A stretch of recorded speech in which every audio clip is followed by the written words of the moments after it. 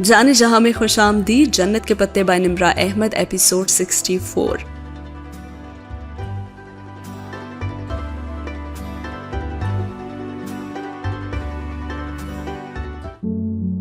जैसे वो डॉर्म में वापस आई तो बहारें मुंह बसोरे हुए बैठी थी और कहने लगी, हया, हम अब्दुल रहमान को कैपेडोकिया में कैसे ढूंढेंगे? मैं जरा फ्लाइट बुक करवा लूं। उसने अनसुनी करते हुए वही कमरे में टहलते हुए मोबाइल पे नंबर मिलाया। अतातुर्क एयरपोर्ट से उनको कैसरी के एयरपोर्ट कैसरी हवालानी की सुबह की फ्लाइट मिली थी। और बात करने के बाद जैसे उसने कॉल बंद की तो कहने लगी, हवालानी, तुम लोग एयरपोर्ट को हवालानी कहते हो और हम हवाई अड्डा।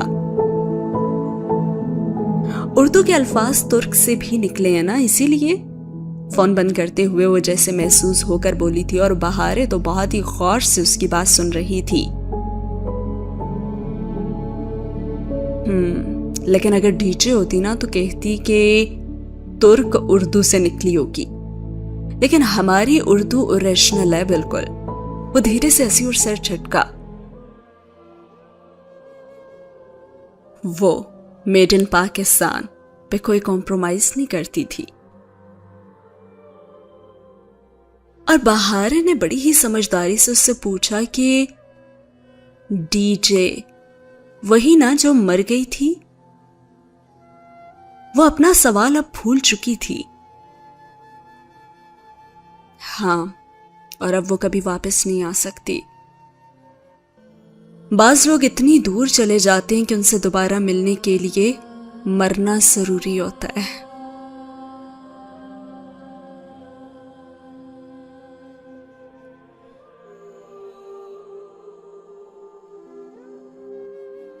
और उसके चेहरे पे तारीक सायान ठहरे थे। वो खिड़की के पास आई और स्लाइड खोली। बाहर तारीकी में डूबते सिबांजी के वसीओ अरीज मैदान नजर आ रहे थे। और उसे बताने लगी कि तुम्हें पता है, वो रोज सुबह इस जगह खड़े होकर क्या कहती थी? क्या? वो कहती थी, गुड मॉर्निंग। हर अल्फाज तो लबों पे दम तोड़ गए।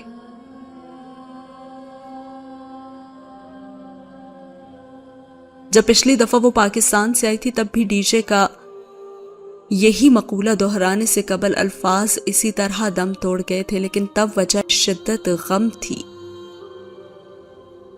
लेकिन आज अल्फाज क्यों दम तोड़ गए थे? वो वजह बिल्कुल सामने खड़ी थी, बल्कि खड़ा था वहां पे सफीर उस्मान खड़ा था। उसने जल्दी से स्लाइड बंद की और पर्दा बराबर किया और बहारे स्प्रिंग की तरह उछलकर बंक से नीचे उतरी। ये यहां क्यों आया है? हया बेयकीनी से दोहराती पर्दे की दर्द से बाहर देखने लगी और बहारे भी उसके साथ आकर एड़ियां ऊंची करके खिड़की से झांकने लगी।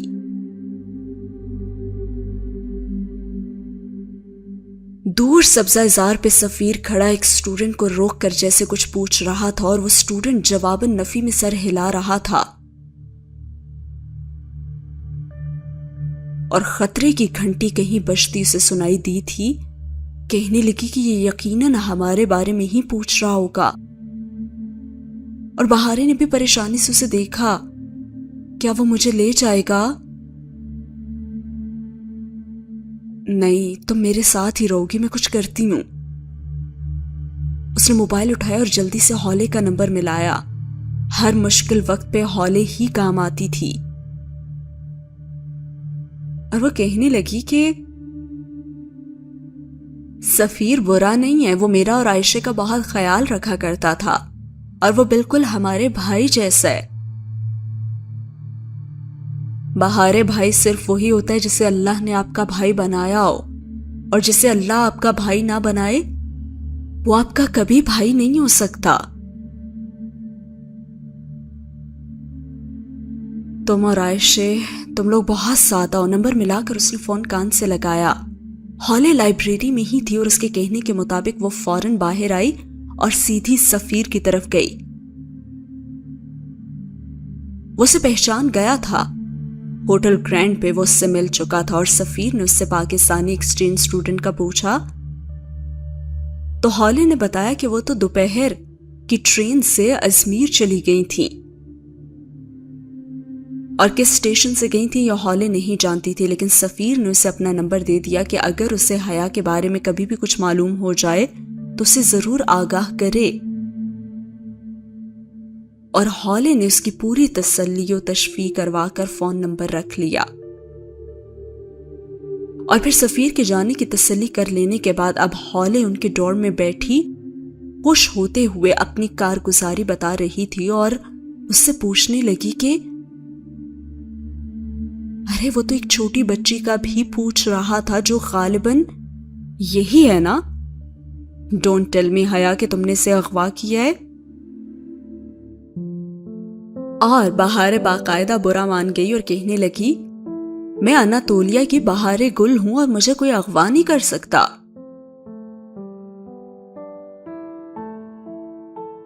और हया उसकी तरफ मुड़ते हुए कहने लगी अच्छा तो फिर हॉले कल सुबह तुम्हारा खुशकिस्मत दिन होगा या फिर बदकिस्मत दिन। उसने बहारे को नजरअंदाज करते हुए अपनी पैकिंग समेटते हुए पूछा और सुबह वो गुरसल के बजाय हॉले की कार में एयरपोर्ट जाना चाहती थी। कोई खबर नहीं थी कि सफीर सुबह फिर वापस आ जाए और जवाबन वो कहने लगी कि खुशकिस्मत दिन। और हॉले ने हमेशा की तरह पुरखुलूस अंदाज में बताया तुर्क और उनकी मेहमान नवाजी। वो वापस जाकर इन सबको बहुत मिस करेगी, वो जानती थी। और सुबह मुंह अंधेरे हॉले उन्हें लेने आ गई और उसने एहतियातन हॉले को बताया था कि वो अनकरा जा रहे हैं और ये कि वो लड़का बहारे का हमसाया है और उसे इससे कुछ तहफ़्फ़ुज़ात हैं। और इसके बाद जब हॉले चली गई तो उसने कैपेडोकिया के लिए 2 टिकट्स खरीद लिए। हया बहारे ने उसके साथ चलते हुए उसके अबाया की आस्तीन जरा सी खींचकर उसे मुतवज्जा करना चाहा। बताओ ना कि हम उसे कैपेडोकिया में कैसे ढूंढेंगे। कल से वो कोई तीसरी दफा ये सवाल दोहरा रही थी। तेज चलो बहारे, हमें जल्दी पहुंचना है। हया टेल मी नाउ। बहारे के तो सब्र का पैमाना लबरेज हो गया था और वो एकदम से जोर से चीखी थी। हया ने उसे पलट कर देखा। वो बहुत गुस्से और खफगी से उसे देख रही थी और अतराफ में लोग भी मुड़ मुड़ कर देखने लगे। सॉरी। वो हाथ उठाकर उन ठिठक कर देखते लोगों से माजरत करती वापस बहारे के पास आई। उसके सामने पंजों के बल बैठी और गहरा सांस लेकर उसको देखा। तुमने कभी समंदर से मछलियां पकड़ी हैं? और बहारे की आंखों में उलझन आ गई, मगर उसने इस बात में सर हिलाया। जब इतने बड़े समंदर से मछली पकड़नी हो तो क्या करते हैं बहारे? फिश रॉड की कुंडी पे छोटी मछली लगाते हैं और रॉड पानी में डालकर किनारे पे बैठकर इंतजार करते हैं कि बड़ी मछली खुद ब खुद तैर कर हमारे पास आ जाती है ना? हम कैपेडोकिया मछलियां पकड़ने जा रहे हैं हया? बहारे को बेपनाह हैरत हुई थी।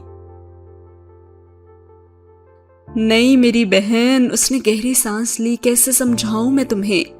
वहीं बैठे बैठे पर्स खोलकर उसने वो डब्बी निकाली जिसे वो सिबांची के डोर में रखकर भूल गई थी। इस डिब्बी में ना एक ट्रेसर है जो कि अब्दुल रहमान का है। इस ट्रेसर का रिसीवर उसी के पास है। होता यह है कि जब मैं उसके करीब होती हूं ना, चंद मील के फासले पे, तो उसको अपने रिसीवर पे पैगाम मिल जाता है कि मैं उस शहर में हूं। तो क्या हमें भी पता चल जाएगा कि वो किधर है? नहीं बहारे, हमें उसको नहीं ढूंढना, उससे हमें ढूंढना है। جیسے اسے پتا چلے گا نا کہ میں اس کے قریب ہوں وہ فوراً مجھے کال کرے گا اور میں پہلی دفعہ میجر احمد کی کال کا انتظار کروں گی۔ اس نے آخری فکرہ دل میں کہا تھا اور پھر کھڑی ہو گئی، اور بہارے نے نیم فہمی سے اس بات میں سر ہلاتے ہوئے اس کا ہاتھ پھر سے پکڑ لیا۔ وہ شاید ٹھیک سے سمجھ نہیں پائی تھی اور سین ہوا ختم۔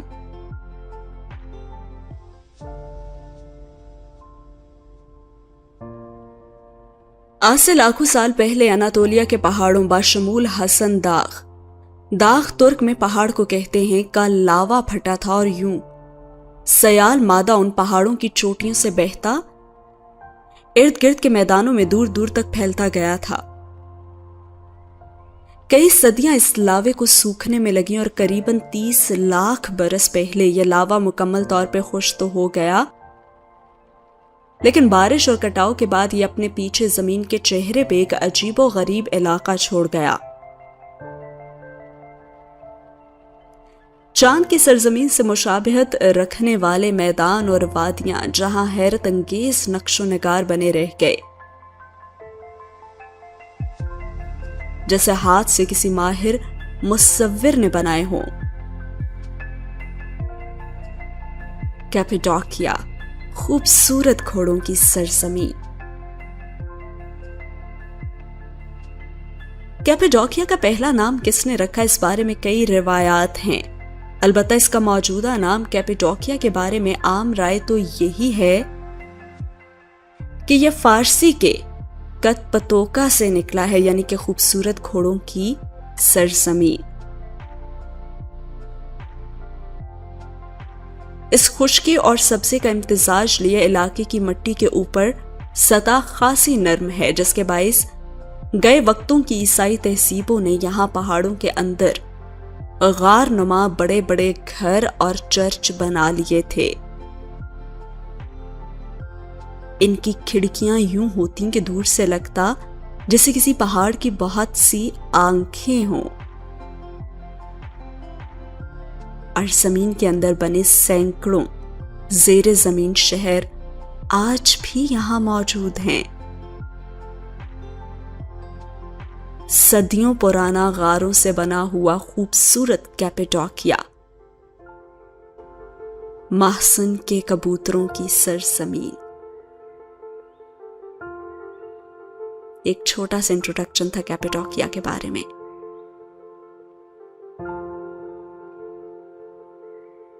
کیپیڈوکیا ترکی کے صوبے نوشہر میں واقع تھا۔ اس میں چھوٹے چھوٹے شہر تھے جیسے ارگب، گوریمے وغیرہ، جہاں گھر، عبادت گاہیں، ہوٹل سب کے سب غاروں کی صورت بنے تھے۔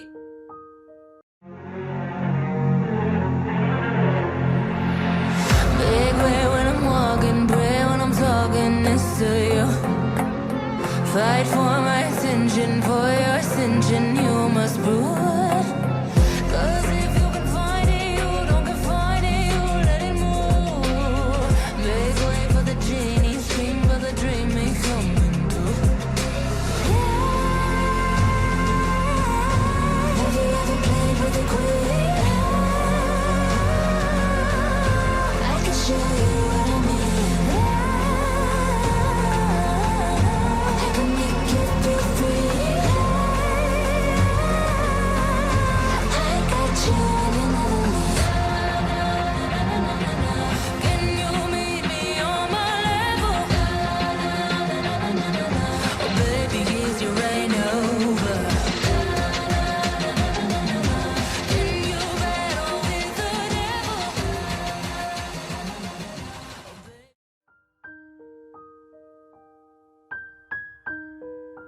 ارگب سے گھنٹہ بھر کی ڈرائیو پہ کیسری کا ایئرپورٹ یعنی کیسری ہوالانی تھا، جہاں ان کا جہاز اس صبح اترا تھا۔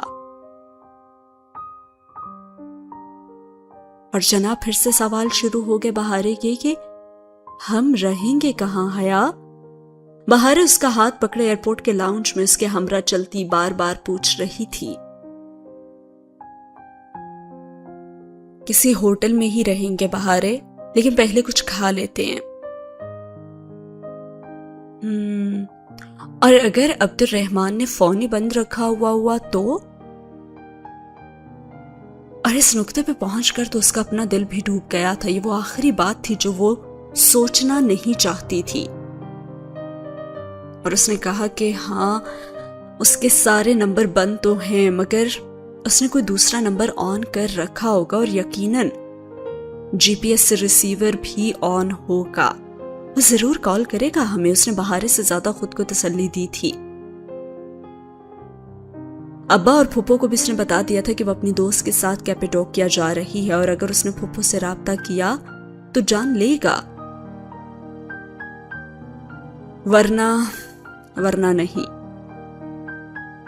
اور پھر وہ دونوں ایئرپورٹ کے کیفیٹیریا میں آئیں اور ایک میز کے قریب اپنا سامان رکھ کر کرسیاں کھینچیں. آس پاس کم ہی لوگ تھے، کاؤنٹر ساتھ ہی تھا، اور استقبالیہ پہ موجود لڑکے کے ساتھ 2-3 نوجوان لڑکے کھڑے ہنستے ہوئے باتیں کر رہے تھے. ترکی میں لڑکیوں کا تنہا سفر کرنا بہت عام سی بات تھی، مگر لڑکے تو لڑکے ہی ہوتے ہیں نا. اور پھر چند ہی لمحے گزرے کہ وہ ان کی طرف متوجہ ہو گئے، مسکراتے ہوئے مڑ مڑ کر دیکھتے ہوئے. اگر اسے جہان کو نہ ڈھونڈنا ہوتا نا تو وہ کبھی ادھر نہ آتی. اور جب بار بار ان کا گردن موڑنا برداشت نہیں ہوا اور بہارے بھی ناگواری سے ناک سکوڑنے لگی تو وہ اٹھ کھڑی ہوئی. اور جیسے وہ جانے لگی تو کہنے لگے آپ آرڈر نہیں کریں گی؟ کاؤنٹر والے لڑکے نے پہلے ترک اور پھر بہارے کے انگلش پلیز کہنے پہ انگریزی میں یہی بات دہرائی تاکہ حیا سمجھ سکے. نہیں، ہمیں جانا ہے، وہ خوف سے کہتی ہوئی اپنا سامان اٹھانے لگی. اور پتہ نہیں اب آگے کیا کرنا تھا. ہالی کو بھی نہیں بتایا تھا اس نے، سو ہوٹلز کے بارے میں وہ اس سے بھی نہیں پوچھ سکتی تھی. آپ کو ہوٹل چاہیے تو میں مدد کر سکتا ہوں، ایک لڑکے نے دانت نکالتے ہوئے اسے پیشکش کی.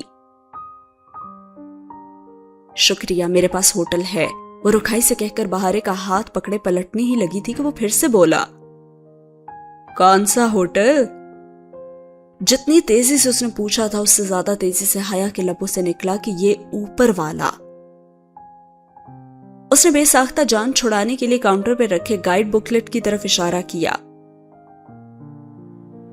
جہاں پہلے ہی صفحے پہ 3 ہوٹلز کی تصاویر اور معلومات درج تھیں.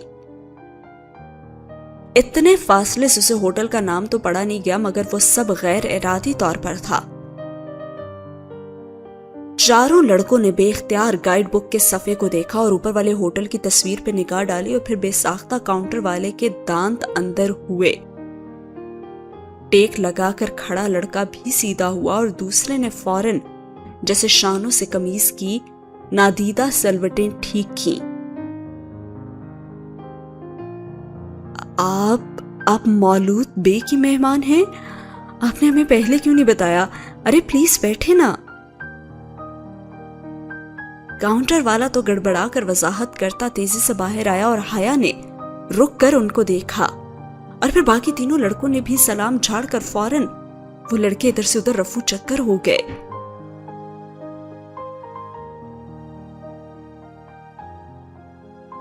میں نے مولود بے کو ابھی آدھا گھنٹہ پہلے بازار میں دیکھا تھا، وہ ادھر ہی ہیں. میں انہیں فون کرتا ہوں. وہ جلدی سے اپنا موبائل نمبر نکال کر نمبر ڈائل کرنے لگا. اور حیا اور بہارے نے ایک دوسرے کو دیکھا اور پھر حیا نے کرسی دوبارہ کھینچ لی. مولود پہ آ رہے ہیں آپ کو لینے. فون بند کر کے وہ مستعدی سے مینیو کارڈ لے آیا. آپ آرڈر کر دیں، میں لے آتا ہوں. اور ان کے جانے کے بعد تو بے چین بیٹھی بہارے گل نے اس کا ہاتھ ہلایا اور کہا، حیا یہ مولود پہ کون ہے اور ہم ان کے ساتھ کیوں جا رہے ہیں؟ مجھے نہیں پتا، کچھ سوچنے دو مجھے.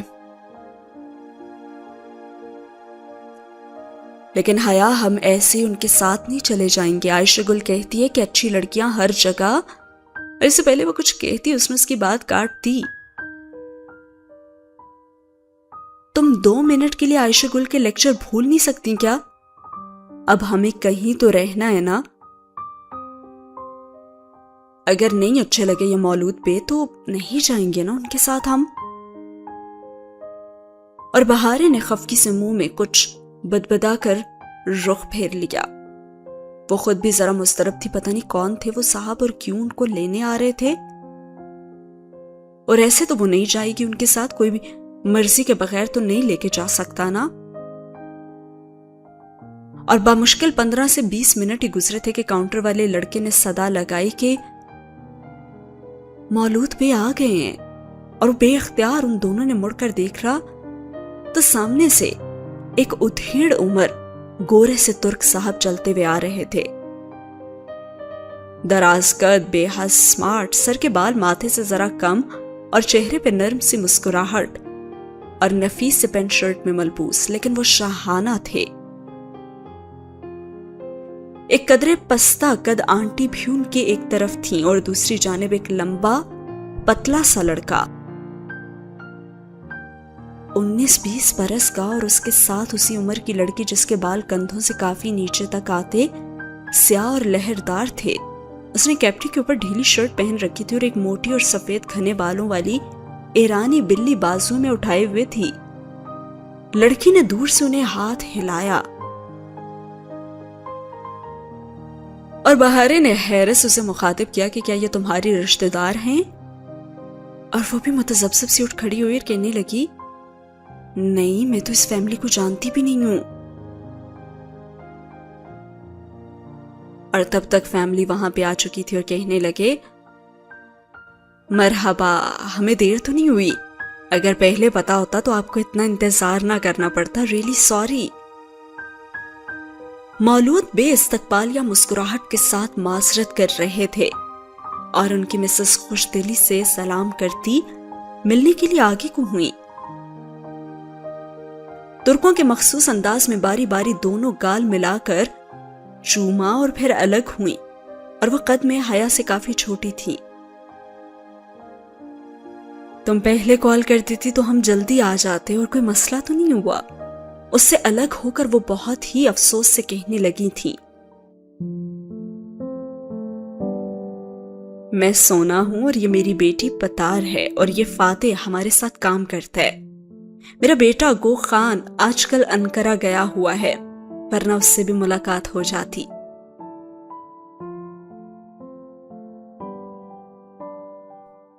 میں حیا ہوں۔ اس کی تو سمجھ میں نہیں آ رہا تھا کہ وہ مزید کیا کہے۔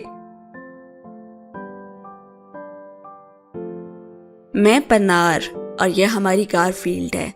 پنار نے بلی کی طرف اشارہ کرتے ہوئے مزید اسے بتایا،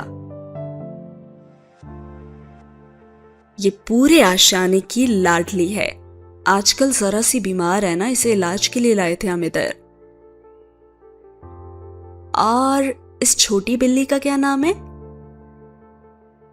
بات کے اختتام پہ پنار نے جھک کر بہارے کا گال چھوا، اور چھوٹی بلی کا پہلے تو حیرت سے منہ ہی کھل گیا اور پھر بے اختیار شرمائی، یوں کہ رخسار گلابی پڑے اور پلکیں جھکا کر بہت باریک اور نازک سے آواز میں بولی، اناتولیا کی بہارے گل۔ اور حیا نے پوری آنکھیں کھول کر اس چھوٹی اداکارہ کو دیکھا جس کی یہ آواز تو خود اس نے بھی کبھی نہیں سن رکھی تھی۔ آپ استنبول سے آئے ہیں؟ مولود بے پوچھ رہے تھے۔ میں پاکستان سے ہوں اور یہ ترکی میں میری رشتہ دار ہیں۔ ان سب کے والہانہ اور خوش خلق انداز کے آگے اس کا نو تھینکس کہنے کا ارادہ تو کمزور ہی پڑنے لگا تھا۔ چلیں، باقی باتیں تو ہم گھر چل کر بھی کر لیں گے۔ فاتح، چلو آپا کا سامان اٹھاؤ، دیکھو وہ کتنی تھکی بھی لگ رہی ہیں۔ آؤ بیٹا، کار باہر ہے۔ مسز سونا اپنے مہمانوں کو مزید تھکانا نہیں چاہتی تھی اور فاتح سامان لینے کے لیے آگے بڑھا تو حیا نے بے اختیار بہارے کو دیکھا۔ چلو جلدی کرو حیا۔ تازہ تارہ تعریف سے گلنار ہوئی بہارے نے اٹھلا کر اس کی آستین کھینچی اور حیا نے گہری سانس لے کر بیگ فاتح کو تھما دیا۔ کہیں تو رہنا ہی تھا نا انہیں، اور فیملی رن ہوٹل سے زیادہ اچھا ہوٹل تو کوئی ہو ہی نہیں سکتا۔ وہ دونوں ان کے ساتھ چلتی ہوئی باہر آ گئی جہاں پہ ایک چھوٹی سی وین کھڑی تھی. اسے بے اختیار اپنا اور ڈی جے کا ترکی میں پہلا دن یاد آیا جب احمد اور چغتائی ایسی ہی وین میں انہیں لینے کے لیے آئے تھے. مولود بے کا ہوٹل ارغب میں تھا. قریباً گھنٹے کی ڈرائیو تھی اور کھڑکی کے اس پار کیپیڈوکیا کا خشک علاقہ بھی نظر آ رہا تھا، پر اسرار سا، خاموش سا اور دنیا سے الگ تھلگ. غاروں سے بنی خوبصورت گھوڑوں کی سرزمین، دور کہیں کو حسن کے دونوں پہاڑ بھی دکھائی دے رہے تھے جو اپنے اندر کا سارا لاوا صدیوں قبل زمین پہ انڈیل کر اب سکون سے کھڑے تھے. ڈی جے کو بہت حسرت تھی کیپیڈوکیا دیکھنے کی. کھڑکی کے باہر بھاگتے مناظر دیکھ کر بے اختیار اس کے لبوں سے نکلا اور پھر وہ فوراً چپ ہو گئی. ڈی جے کون؟ پنار جو بلی کو تھپک رہی تھی بے ساختہ پوچھ بیٹھی، اور حیا نے بھی جواب دیا کہ میری ایک دوست تھی. اور جیسے اس کا جواب ختم ہوا تو بہارے نے بھی آہستہ سے اضافہ کیا، مر کے یہ. اوہ، پنار نے تعصب سے اسے دیکھا. جب تمہاری بلی مر جائے گی نا تو وہ ڈی جے کے پاس چلی جائے گی. چند لمحے بعد بہارے نے بہت ہی سمجھداری سے پنار کی معلومات میں مزید اضافہ کرنا چاہا. بہارے گل، بہت ہو گیا، چپ. اس نے ہڑبڑا کر اسے ٹوکا اور پھر معذرت کرنا چاہی. سوری، یہ بس ایسے ہی بولتی رہتی ہے. مگر پنار اور مسز سونا ہنس پڑی تھی. یہ چھوٹی بلی کتنی پیاری ہے نا. پنار نے جھک کر اس کا گال چوما. ہاں، تو آج سے گارفیلڈ بڑی بلی اور تم چھوٹی بلی. اور بہارے نے شرما کر لب دانت سے دبائے، اسبات میں سر ہلایا اور پھر دیکھا تم نے والی فاتحانہ نظروں سے حیا کو دیکھا. حیا نے گہری سانس لے کر سر جھٹکا. یہ لڑکی نہ بہت پٹے گی اس کے ہاتھوں سے. آشیانہ کیو ہاؤس ایک چھوٹا سا 2 منزلہ ہوٹل تھا. ننھی سی پہاڑی کو کاٹ کر بنایا گیا تھا اور سامنے سے جیسے کوئی بنگلہ سا لگتا تھا. ایک طرف باہر سے جاتی سیڑھیاں، اوپر ٹیرس اور سامنے صحن تھا. ٹیرس اور گراؤنڈ فلور دونوں کے برآمدے محرابی تھے. اندر آدھے کمرے پہاڑ کو کاٹ کر بنائے گئے تھے اور وہ کوئی بہت اونچی پہاڑی چوٹی نہیں تھی. ہوٹل کی چھت سے بھی ذرا کم تھی اور ہوٹل کی پشت اس پہاڑی میں گویا دھنسی بھی تھی. چھوٹا سا خوبصورت سا آشیانہ تھا وہ. مولود بے کا کیپیڈوکیا میں خاص مقام تھا. وہ اس علاقے کے ڈسٹرکٹ چیف تھے. لوگ ان سے ڈرتے بھی تھے اور ان کی عزت بھی کرتے تھے. ان کے مہمانوں کے ساتھ کوئی بھی برا سلوک نہیں کرتا تھا. اور آج ہوٹل کے 7 کمرے خالی تھے. وہ اور بہارے ہی آشیانے کی مہمان تھیں. یہ ہے تمہارا کمرہ. مجھے لگا تمہیں یہ پسند آئے گا. اگر بدلنا ہو تو بتا دو. متحرک سی مسز سونا ان کو اوپری منزل کے کمرے میں لے آئی. وہ خاکی سرمئی سنگ مرمر سے بنا کمرہ بہت خوبصورت تھا. کونوں میں زرد بلب لگے ہوئے تھے. سارے جلا دو تب بھی کمرے میں غار کا نیم مدھم سا اندھیرا برقرار رہتا ہے. اور سرخ سے قالین کا ٹکڑا فرش پہ بچھا ہوا تھا.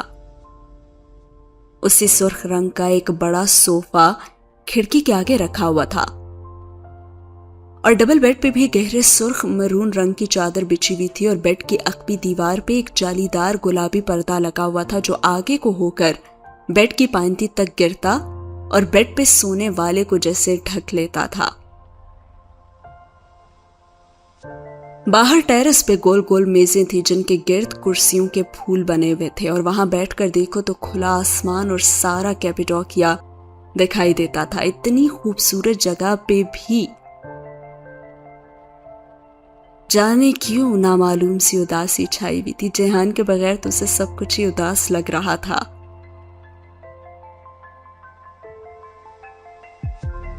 سوچنے لگی کہ اگر اس نے واقعی ریسیور آف کر دیا ہو تو مستقل پوچھے جانے والے سوالات میں سے جو بہارے کی طرف سے آ رہے تھے ان میں سے ایک سوال تو حیا کے دماغ میں رک ہی گیا تھا کہ اگر اس نے واقعی ریسیور آف کر دیا ہو تو شاید حیا کے ساتھ بہارے کلکلانے کا یہی فائدہ تھا کہ انٹرٹینمنٹ تو ہوتی رہے گی، اس کے ایسے ہی سوالات آتے رہیں گے۔ خیر اس نے کمرے کو بغور دیکھا اور اس کے بعد کہنے لگی کہ مجھے تو یہ کمرہ پسند ہے اور میری چھوٹی بلی کو بھی۔ بظاہر بشاشت سے مسکراتے اس نے مسز سونا کو اطمینان دلایا۔ آشیانہ شہر سے ذرا الگ تھلگ تھا، سو مولود بے نے کہہ دیا تھا کہ وہ جہاں جانا چاہیں وہ انہیں ڈراپ کر دیں گے، اور وہ خالصتاً مہمان نواز طور خاندان تھا، ورنہ ہوٹل کا مالک جس شہر کا ڈسٹرکٹ چیف بھی ہو کہاں اپنے مہمانوں کو ڈرائیو کر کے لے جایا کرتا ہے۔ مولود بے کو پورا کیپیٹوکیا جانتا تھا اور ان کے مہمانوں کو کسی بھی قسم کے ٹور پیکج میں خصوصی ڈسکاؤنٹ بھی مل جاتا تھا۔ ان کا نام مولود، اردو لفظ نومولود کا مولود ہی تھا۔ لفظ نومولود جو ہے وہ اردو میں اس کا مطلب ہوتا ہے کہ جو نیا بچہ ہوتا ہے، جو نیولی بورن بیبی ہوتا ہے، اس کو کہتے ہیں نومولود۔ اس کے علاوہ مولود جگہ پیدائش کو بھی کہتے ہیں، جو بچہ ہوتا ہے اس کو بھی کہتے ہیں۔ اس کا میننگ کچھ یہی ہوتا ہے۔ ہمارے وہ نام جو دال پہ ختم ہوتے ہیں ترک انہیں تے پر ختم کرتے ہیں، جیسے احمد کو احمد، بلند کو بلند، اور مولود کو مولود پکارتے تھے۔ ایسے ہی ہمارے وہ نام جن کے آخر میں بے آتا ہے ترک ان کے آخر میں پے لگا دیا کرتے ہیں۔ یوں طیب سے بنا طیب، ایوب سے ایوب، اور زینب سے زینب، یعنی بے کو وہ پے سے ریپلیس کر دیتے ہیں اور دال کو تے سے۔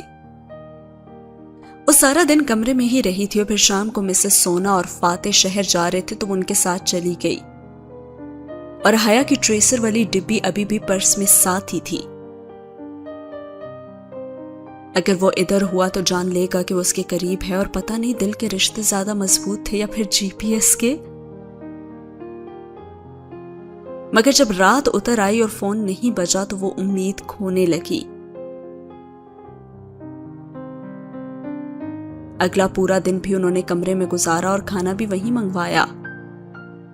مسز سونا کے ہاتھ کے بنے سلاد، جیلی، جام بالکل گھر جیسا ذائقہ تھا۔ پھر بھی وہ بہت ہی بیزاری محسوس کر رہی تھی۔ بہارے بھی باہر جانا چاہتی تھی لیکن اس نے منع کر دیا، اور اس نے صبح سے کوئی 10ویں دفعہ پوچھ لیا تھا کہ کیا عبد الرحمن کال نہیں کرے گا۔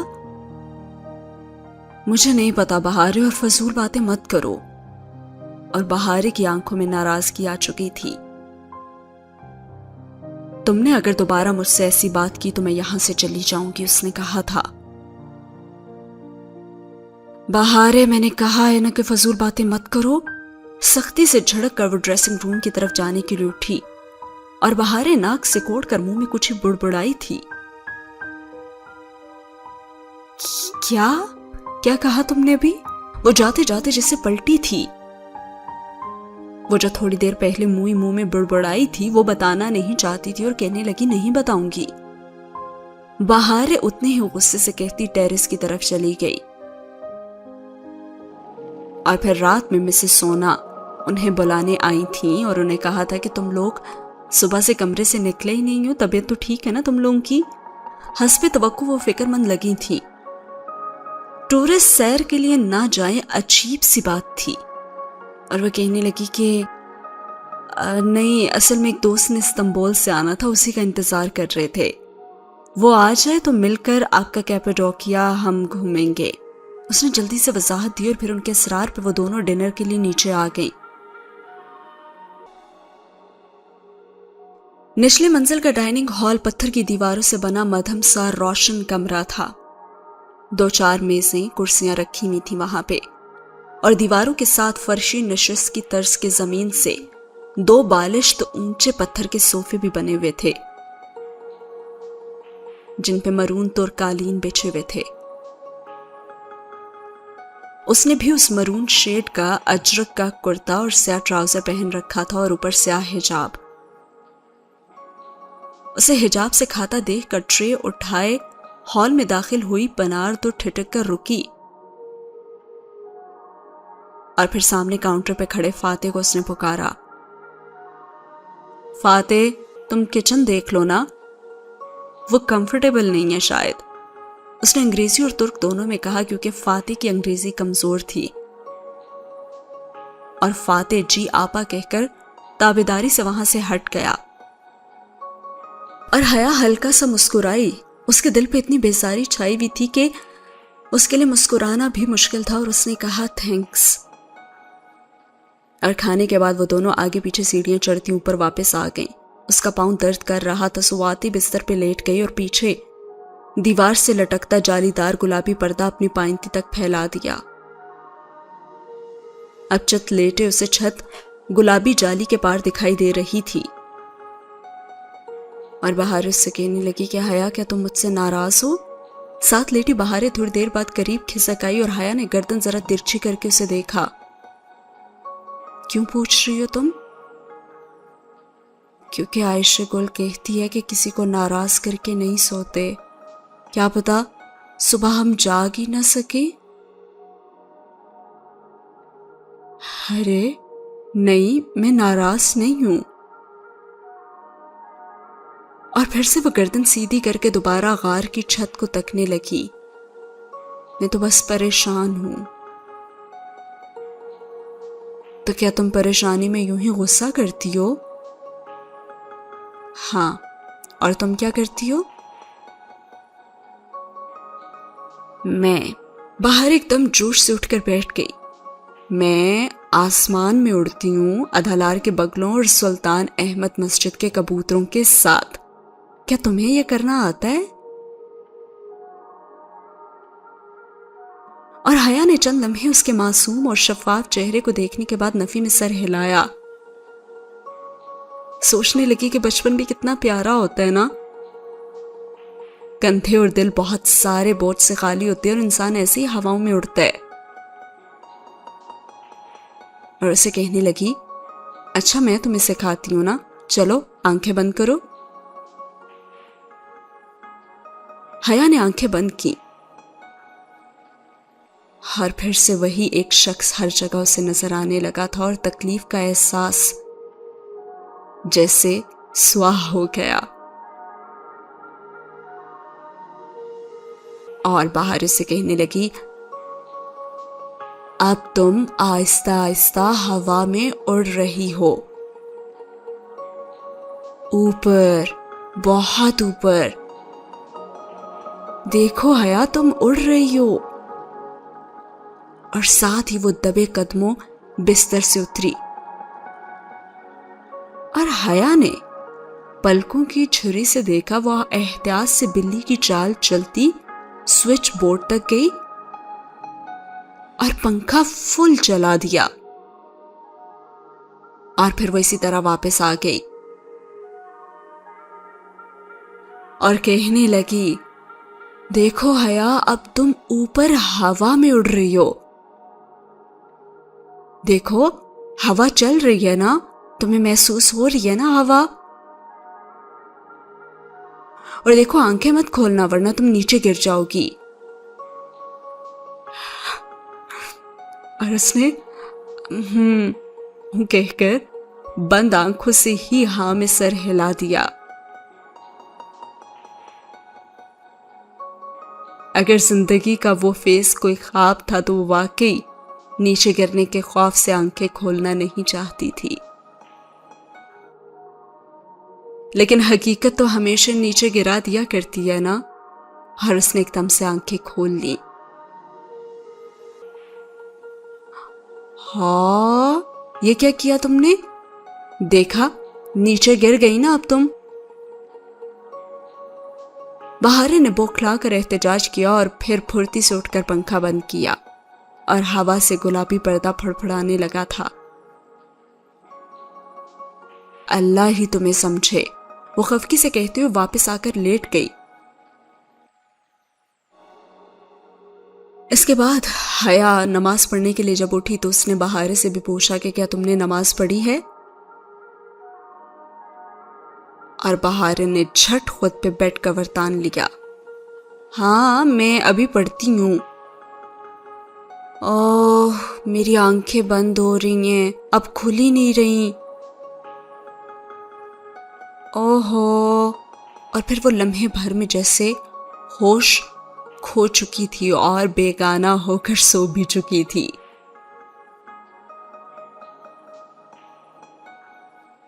اور حیا سر جھٹک کر رہ گئی اور پھر وضو کر کے اٹھی تو فون ہی بجنے لگا۔ روہیل کالنگ، اس نے کال موصول کی اور اس سے پوچھ رہا تھا کہ کب آ رہی ہو تم واپس؟ ہر جواباً وہ کہنے لگی کہ ہاں تم یہ مت کہنا کہ تم مجھے مس کر رہے ہو۔ وہ کھڑکی کے آگے رکھے صوفے پہ بیٹھی مسکرا کر فون کان سے لگائے کہہ رہی تھی، ہاں وہ تو خیر میں نہیں کر رہا، لیکن ابا چاہتے ہیں کہ میری شادی اناؤنس کر دیں، ایک ولیمہ ریسیپشن ہی رکھ دیں، لیکن جب تم اور جہان آؤ گے نا تب ہی فنکشن ہو پائے گا۔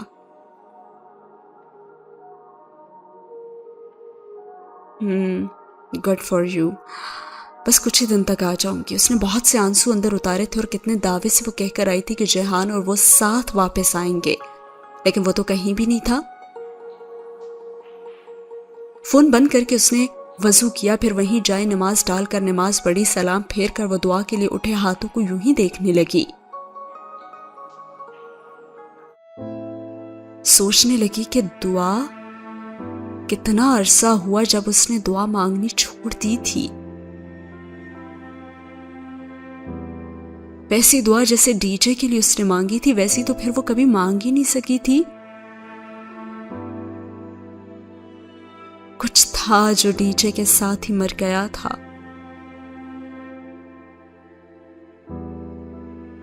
اس کے بعد تو اس نے معافی مانگی تھی، استقامت مانگی تھی،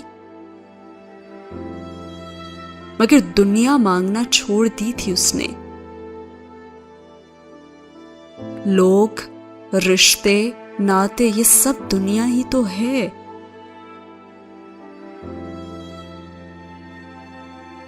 اور یہی سب کو چاہیے ہوتا ہے نا، اسے بھی چاہیے تھا۔ اب اسے جہان چاہیے تھا، اور پھر لبوں پہ آ کر ساری دعائیں جانے کیوں دم توڑ جاتی تھیں۔ اسے ایسا کیوں لگتا تھا کہ معافی تو اسے ابھی تک نہیں ملی۔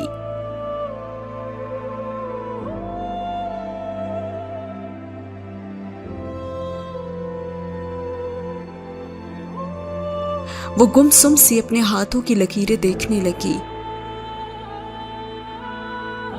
اللہ تعالی کے ساتھ تعلق بھی کتنا مبہم سا ہوتا ہے نا۔ یہ خواہش تھی اس کی کہ میں اسے اچھی لگوں، میں اس کی مانوں،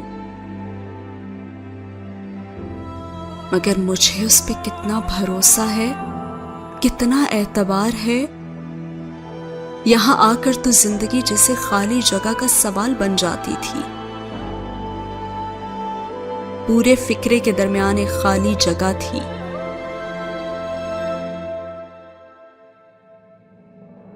اور ادھر کون سا لفظ لکھنا تھا، اس جگہ پہنچ کر وہ لکھنا بھول جاتی تھی۔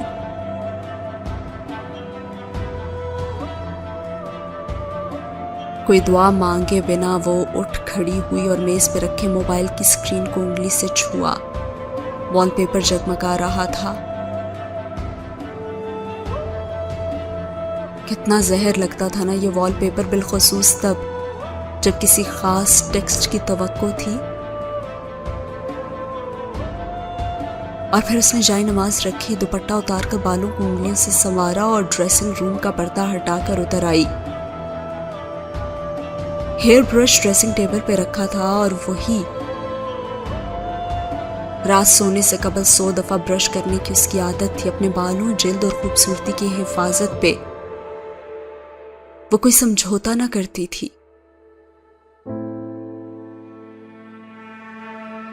برش کے ساتھ نکلی پھولوں کا گلدان بھی رکھا ہوا تھا جس کے اندر شیشے کی ایک ڈبی تھی جو سنہری افشاں سے بھری ہوئی تھی. اس نے یہی وہ ڈبی نکالی اور کھولی.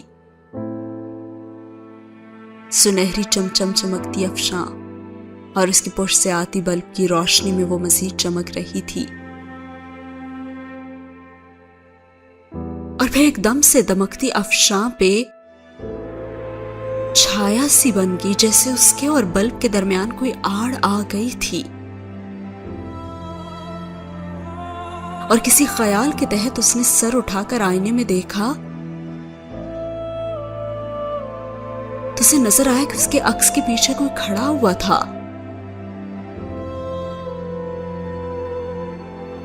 اور افشاں کی ڈبی اس کے ہاتھ سے چھوٹ گئی اور ایک زوردار اور شاکڈ سی چیخ حلق سے نکلنے ہی لگی تھی کہ پیچھے کھڑے شخص نے سختی سے اپنا ہاتھ اس کے لبوں پہ جما دیا اور کہا شش، چیخنا نہیں، آواز باہر جائے گی اور پھر یہ ساری فیملی بھاگتی ہوئی آ جائے گی.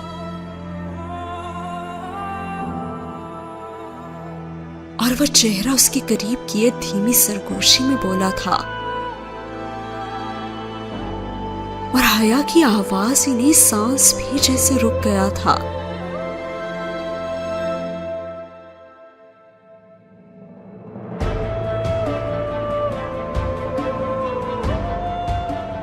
وہ پھٹی پھٹی اور بے یقین نگاہوں سے دم سادھے آئینے کو ہی دیکھ رہی تھی اور چند لمحے لگے اس کے اعصاب کو ڈھیلا پڑنے میں اور پھر اس نے ایک نڈھال سے احساس کے تحت آنکھیں بند کر کے کھولی. اور وہاں کون تھا؟ اس شخص نے آہستہ سے اپنا ہاتھ ہٹایا. وہ شخص کوئی اور نہیں، جیہان سکندر تھا.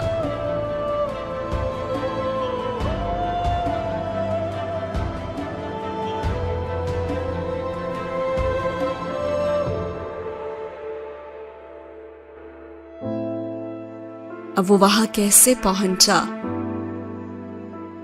اور کیا ہوگا آگے یہ ہم جانیں گے آنے والی ایپیسوڈ میں. ویڈیو اچھی لگی ہے تو لائک کرنا بالکل بھی نہ بھولیے گا. اور اس کے بعد حیا سلیمان اور جیہان سکندر کے درمیان جو لیول کی کنورسیشن ہوگی نا، اس کے بعد جو پچھلے کچھ دنوں سے بورنگ تھوڑی سی ایپیسوڈز آ رہی تھیں وہ ساری بوریت ختم ہو جائے گی. اور جیہان سکندر یہاں کیسے پہنچا، اور مجھے تو یہ بھی لگ رہا ہے کہ حیا سلیمان کے یہاں آتے ہی جی پی ایس ٹریکر نے اسے الرٹ کر دیا تھا، اور یہ جو ہوٹل میں ان کا سٹے ہے وہ بھی جیہان سکندر ہی کی طرف سے ہے. اور کیا دبنگ انٹری ماری ہے پھر سے جیہان سکندر نے. ضرور بتائیے گا اپنا فیڈ بیک کامنٹ سیکشن میں. ملتے ہیں اگلی ایپیسوڈ میں، تب تک کے لیے رکھیے اپنا بہت سارا خیال. اللہ حافظ.